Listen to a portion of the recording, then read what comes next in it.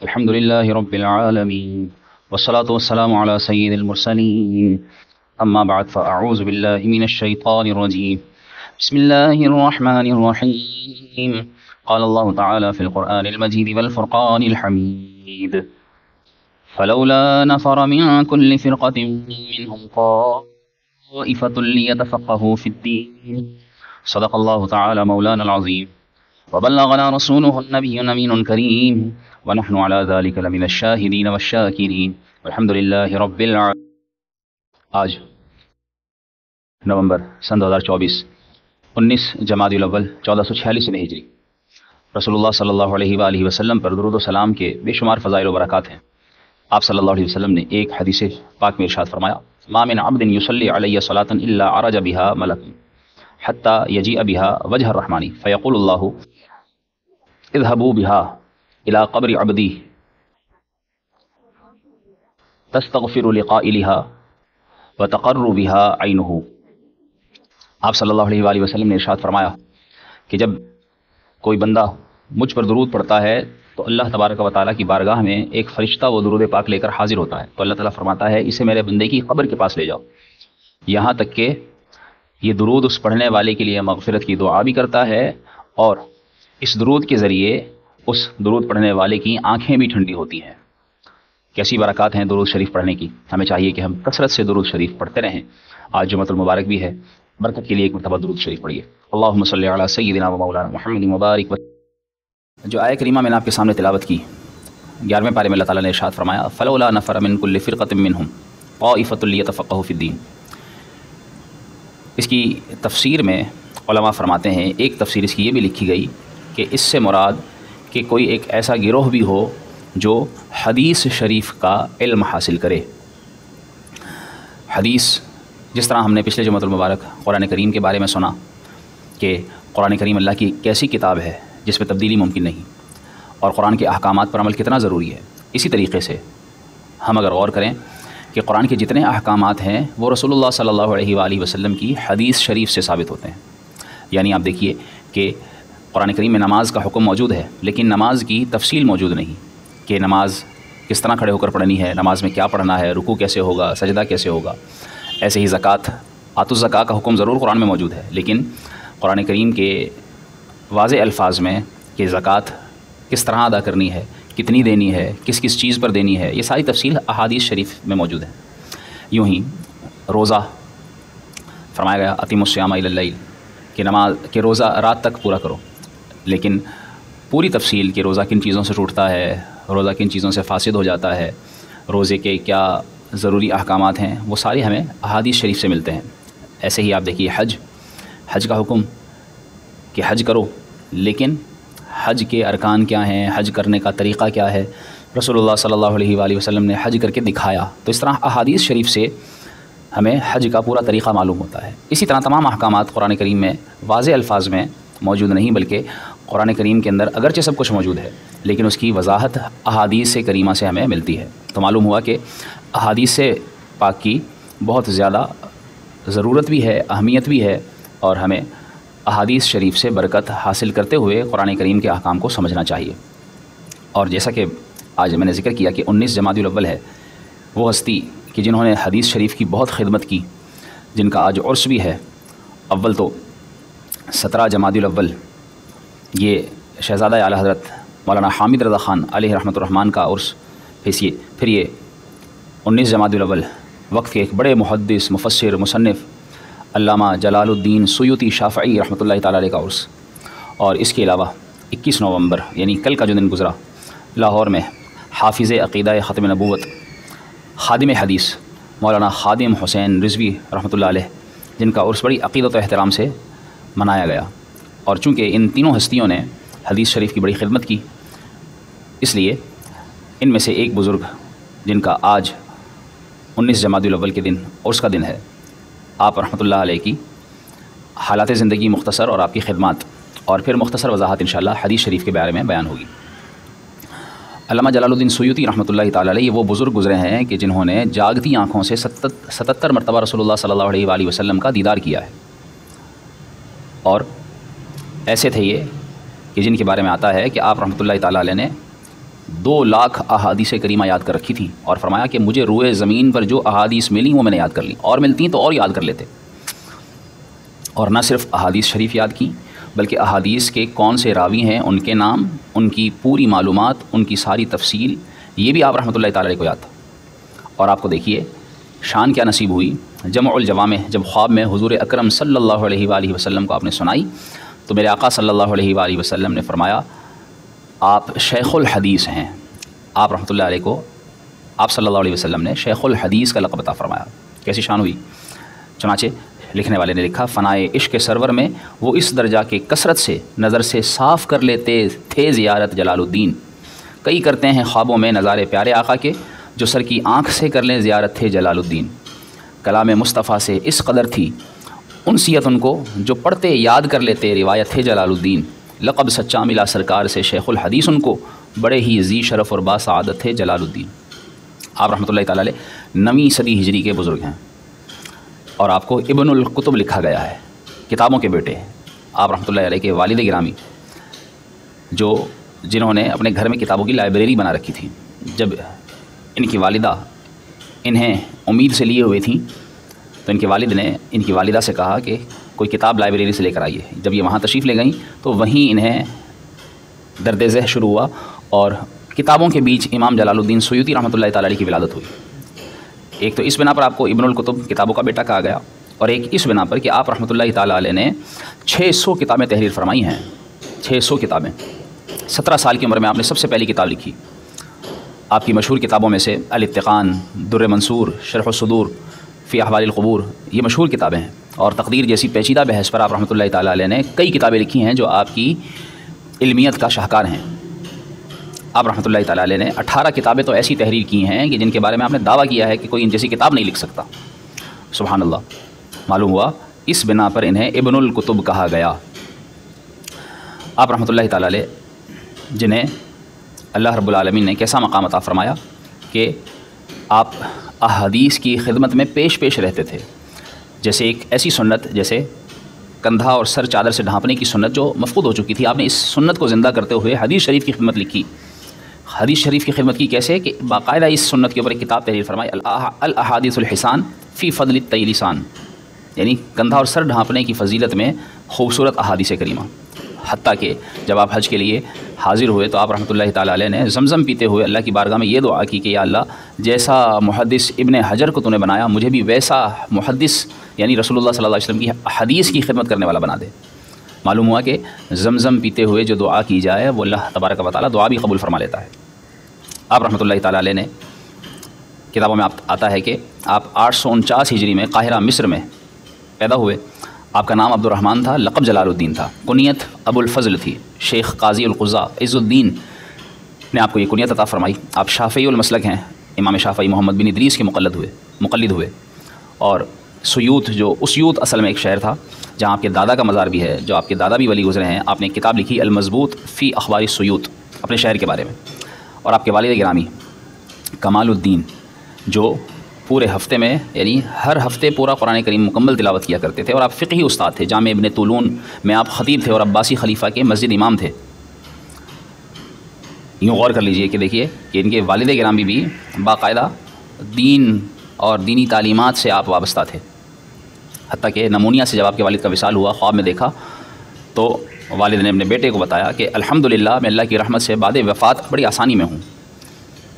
और इनके वालिद ने बचपन में इब्न हजर की खिदमत में ले गए थे। एक वली थे शेख मोहम्मद, उनकी बारगाह में ले गए थे, जिससे हमें क्या सीखने को मिला कि अल्लाह के औलिया अपनी औलाद को, अपने बच्चों को अल्लाह के नेक बंदों, औलिया, उलमा की बारगाह में हाज़िरी दिलवाया करते थे। ये तरीक़ा हमें भी अपनाना चाहिए और अल्लाह के नेक बंदों की बारगाह में ख़ुद भी और अपनी औलाद को, अपने बच्चों को भी हमें हाज़िरी दिलवानी चाहिए, उनसे बरक़ात हासिल करनी चाहिए और बरक़ात मिलती हैं। जैसा कि महमूद गज़नवी रहमतुल्लाह अलैह बहुत बड़े बादशाह गुज़रे, उनके बारे में आता है कि आप अलैहि रहमा जब आपका एक मदरसा था जिस मदरसे में एक बच्चा 13 साल का तालीम हासिल कर रहा था, जब आपका वहाँ दौरा हुआ और वहाँ आपने एक बच्चे को कुरान हदीस की तालीम हासिल करते पाया तो आप रहमतुल्लाह ताला अलैह भांप गए और उस बच्चे ने जब अदब से आपको सलाम किया तो आपने फरमाया कि ये बच्चा अपने वक्त का कोई बड़ा बुज़ुर्ग बनेगा, कोई बड़ी हस्ती बनेगा। और किताबों में लिखा है कि वो कौन थे? वो हज़रत दाता अली हजवेरी रहमतुल्लाह ताला अलैह थे। कैसी शान है। تو معلوم ہوا کہ اللہ کے نیک بندوں کی بارگاہ میں یا ان کے ساتھ منسوب جگہوں پر اگر اپنے بچوں کو لے جایا جائے، پڑھایا جائے، تو اللہ تبارک و تعالیٰ بچوں کو بھی نرالا مقام عطا فرماتا ہے۔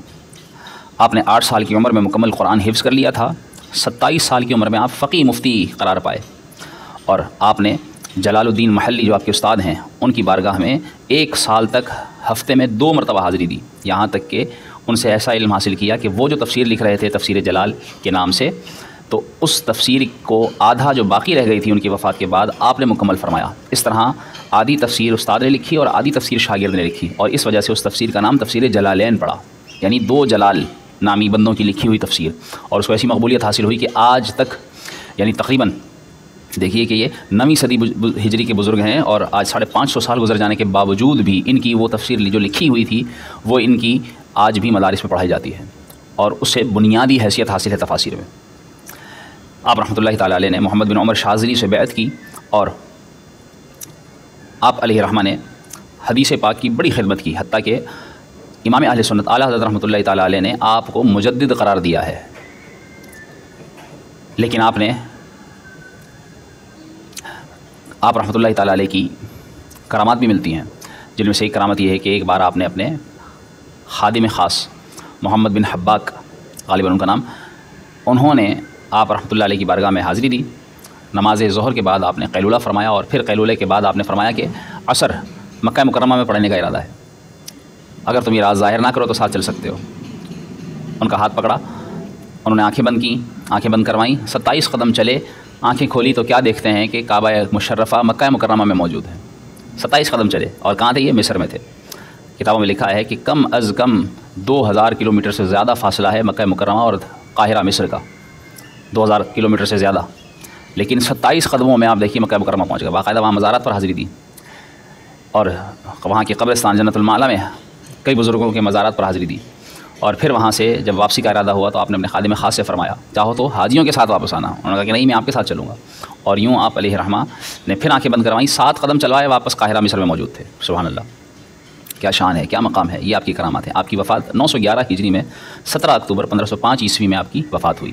تو یہ ایک خادم حدیث، ایک محدث، عظیم محدث کا یہ مختصر تعارف تھا، جن کی عرس کی نسبت سے میں نے آج ان کا یہ ذکر کیا۔ آپ رحمۃ اللہ تعالیٰ علیہ نے حدیث میں خاص کر بڑا مقام حاصل کیا، اور حدیث شریف جو فی زمانہ جس کے بارے میں بہت سے مس کنسیپٹس پائے جاتے ہیں لوگوں کے بیچ، لوگ اس اعتبار سے بڑی غفلت کا شکار ہیں۔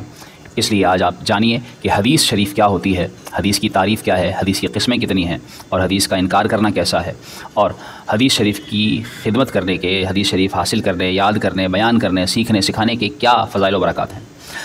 یاد رکھیے کہ حدیث شریف کی علماء نے تعریف میں بیان کی ہے کہ جو آپ صلی اللہ علیہ وسلم نے فرمایا، آپ نے کہہ کر کہا، جو آپ صلی اللہ علیہ وسلم نے کیا، جو آپ کا کام، جو آپ کا فعل، اور جو آپ صلی اللہ علیہ وسلم نے نہ کہا نہ کیا بلکہ آپ کے سامنے ہوا، وہ کام کسی صحابی نے کیا اور آپ صلی اللہ علیہ وسلم نے اس کام سے روکا نہیں، منع نہیں کیا، تو فرمایا تو یہ تینوں چیزیں حدیث میں شامل ہیں۔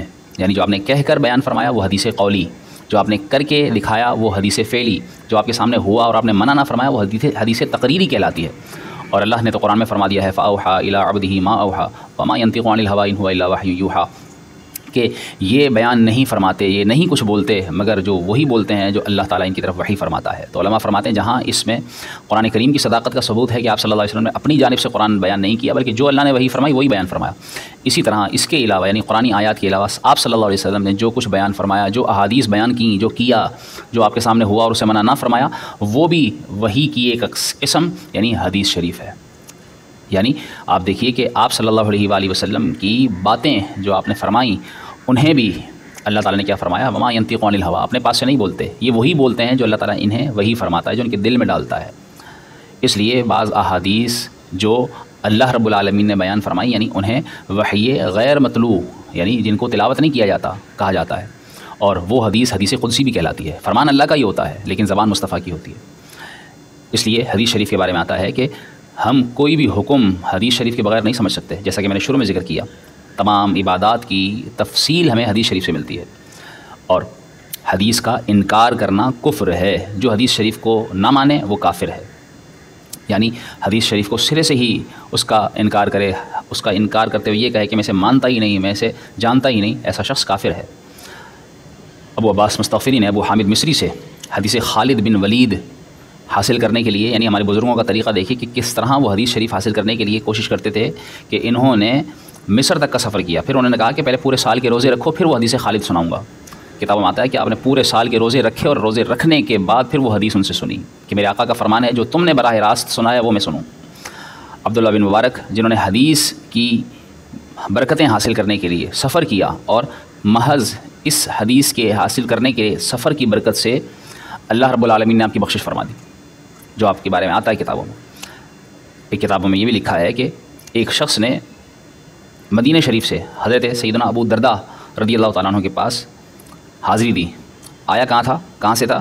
یعنی مدینہ شریف سے آیا، اور ابو درداء آپ دمشق میں تشریف فرما تھے، وہاں وہ حاضر ہوا، اور جب وہ حاضر ہوا تو اور آپ رحمۃ اللہ تعالیٰ علیہ نے، آپ رضی اللہ تعالیٰ عنہ نے اس سے پوچھا کہ تمہارے سفر کا کیا مقصد ہے؟ کہنے لگا صرف حدیث سننا، بس صرف حدیث سننا۔ اور وہ حدیث کیا آپ نے سنائی؟ فرمایا میرے آقا صلی اللہ علیہ وسلم نے فرمایا جو علم کے راستے پر سفر کرتا ہے اللہ تعالیٰ اس کے لیے جنت کا راستہ آسان فرما دیتا ہے، اس کے راستے میں فرشتے پر بچھاتے ہیں، اور جس طرح ہے اس طرح اس علم کرنے والے کی فضیلت مچھلیاں اس کے لیے ہیں، اور یہاں انبیاء کی وراثت علم، انبیاء چھوڑتے علم چھوڑتے ہیں، پالے اللہ تعالیٰ کی وراثت۔ یہ حدیث آپ صلی اللہ علیہ وسلم نے فرمایا جس نے حدیث پہچانی، جس نے ایک حدیث اس کے ذریعے سن اور بدعت کو تو اس کے لیے جنت ہے۔ آپ صلی اللہ علیہ وسلم نے فرمایا جو 2 حدیثیں سیکھے اور ان سے خود فائدہ حاصل کرے اور کسی کو فائدہ پہنچائے، فرمایا اس کے لیے یہ 2 حدیثیں سیکھنا سکھانا 60 سال کی عبادت سے بہتر ہے۔ آپ صلی اللہ علیہ وسلم نے فرمایا کسی سچے بندے سے حدیث لینا زمین پر موجود جو کچھ جتنا سونا جتنا چاندی وہ سب اللہ کی راہ میں صدقہ و خیرات کرنے سے بہتر یہ ہے کہ کسی سچے بندے سے کوئی حدیث حاصل کرے۔ ابو حمام رحمۃ اللہ تعالیٰ علیہ کو خواب کے بعد کسی نے خواب میں دیکھا، وفات کے بعد کسی نے خواب میں دیکھا، کیا دیکھتے ہیں کہ آپ کے سر پر مختلف فانوس لٹکے، پوچھا یہ کیسے ہیں؟ تو آپ نے کیا فرمایا؟ یہ فانوس رسول اللہ صلی اللہ علیہ وسلم کی حدیث کوثر کے بدلے ملا ہے، یہ فانوس حدیث شفاعت کے بدلے میں ملا ہے، یہ فانوس اس حدیث کے بدلے میں، یہ فانوس اس حدیث کے بدلے میں، یعنی ہر حدیث کے بدلے اللہ رب العالمین نے آپ کو روشنیوں کی صورت میں اپنی نعمت عطا فرمائی۔ آپ صلی اللہ علیہ وسلم نے کیا فرمایا؟ اللہ تعالیٰ اسے تر و تازہ رکھے کہ جو حدیث سنے اسے یاد کرے اور اسے آگے پہنچائے۔ قرآن کریم میں اللہ تعالیٰ نے کیا فرمایا؟ وجوہ یومئذ ناظرہ الی ربہا ناظرہ، کچھ چہرے قیامت کے دن ایسے ہوں گے جو تر و تازہ ہوں گے اور اپنے رب کی طرف دیکھ رہے ہوں گے۔ علماء فرماتے ہیں کہ وہ کون سے چہرے ہوں گے؟